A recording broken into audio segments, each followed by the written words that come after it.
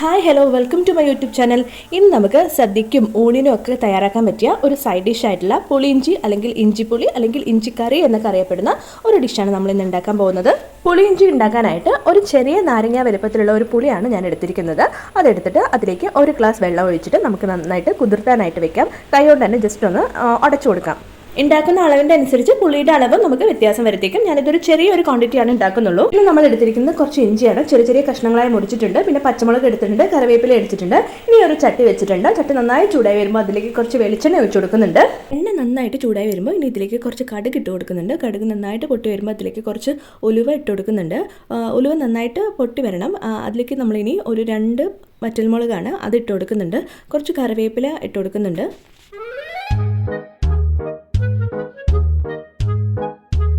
ഇനി ഇതിലേക്ക് നമ്മൾ കട്ട് ചെയ്ത് വെച്ചിരിക്കുന്ന ഇഞ്ചിയും പച്ചമുളകും ഇതിലേക്ക് ഇട്ട് കൊടുത്തിട്ട് നന്നായിട്ടൊന്ന് വഴറ്റിയെടുക്കാം.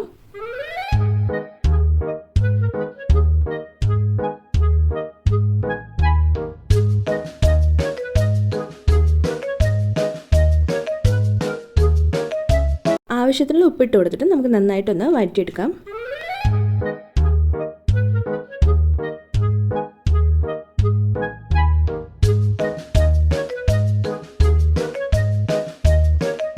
ഇനി ഇതിലേക്ക് നമുക്ക് കുറച്ച് മഞ്ഞൾപ്പൊടി, വളരെ കുറച്ച് മാത്രമേ ഉപയോഗിക്കുന്നുള്ളൂ, കുറച്ച് മഞ്ഞൾപ്പൊടി ഇട്ട് കൊടുക്കുന്നുണ്ട്. എന്നിട്ട് നന്നായിട്ടൊന്ന് വഴറ്റിയെടുക്കുന്നുണ്ട്. നമ്മൾ വളരെ ചെറിയൊരു ക്വാണ്ടിറ്റി ഉണ്ടാക്കുന്നുള്ളൂ, അതുകൊണ്ടാണ് ഈ ഒരു അളവ്. നമുക്ക് കൂടുതൽ ഉണ്ടാക്കുമ്പോൾ കൂടുതൽ അളവ് നമുക്ക് കൂട്ടി എടുക്കേണ്ടി വരും. ഇനി ഇതിലേക്ക് നമ്മൾ പിഴിഞ്ഞ് വെച്ചിരിക്കുന്ന പുളി കൂടി ഇതിലേക്ക് ഒഴിച്ചു കൊടുത്തിട്ട് നന്നായിട്ടൊന്ന് ഇളക്കി മിക്സ് ചെയ്ത് യോജിപ്പിക്കാം.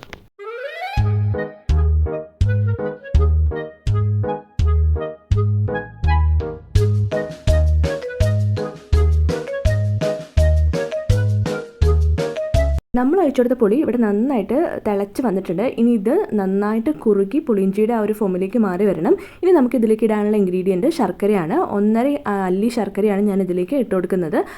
ഈ ഒരു ക്വാണ്ടിറ്റിയിൽ ഉണ്ടാക്കുമ്പോൾ അത് തന്നെ ഇതിൽ ധാരാളമായിരുന്നു, നല്ല അത്യാവശ്യം മധുരമൊക്കെ ഉണ്ടായിരുന്നു. അപ്പോൾ നിങ്ങളും ഈ ഒരു അളവിലാണ് ഉണ്ടാക്കുന്നതെങ്കിൽ 1.5 അച്ച് ശർക്കര മതിയായിരിക്കും. ഞാൻ അങ്ങനെ തന്നെ ഇട്ടിരിക്കുകയാണ്. നിങ്ങൾക്ക് വേണമെങ്കിൽ അതൊന്ന് പൊടിച്ചിട്ട് ഇതിലേക്ക് ഇട്ട് കൊടുത്താൽ പെട്ടെന്ന് ഇത് അലിഞ്ഞ് കിട്ടും. ഞാൻ അങ്ങനെ തന്നെയാണ് ഇട്ടിരിക്കുന്നത്. ഇവിടെ ശർക്കരയെല്ലാം നന്നായിട്ട് അലിഞ്ഞ് വന്നിട്ടുണ്ട്. നമ്മുടെ ഈ പുളിയിഞ്ചിയുടെ ഫോം തന്നെ മാറി വന്നിട്ടുണ്ട്, നല്ല കുറുകി വന്നിട്ടുണ്ട്. അപ്പോൾ ഏകദേശം ഇവിടെ റെഡിയായി വരുന്നുണ്ട്. നമ്മുടെ സദ്യയിൽ ഒഴിവാക്കാനാവാത്തൊരു സൈഡ് ഡിഷാണ് പുളിയിഞ്ചി. അപ്പോൾ എല്ലാവരും ഈ ഓണത്തിന് ഇതൊന്ന് ട്രൈ ചെയ്ത് നോക്കണം. വളരെ ടേസ്റ്റിയാണ്, എന്നാൽ എളുപ്പത്തിൽ നമുക്ക് ഒരുപാട് കോംപ്ലിക്കേഷനൊന്നും ഇല്ലാതെ നമുക്ക് ചെയ്തെടുക്കാൻ പറ്റിയതാണ്. നമ്മൾ പുളിയിഞ്ചിയൊക്കെ നമ്മൾ തലേദിവസം അല്ലെങ്കിൽ 2 ദിവസം മുന്നേ തന്നെ നമുക്ക് ഉണ്ടാക്കി അങ്ങനെ സ്റ്റോർ ചെയ്ത് വെക്കാവുന്നതാണ്.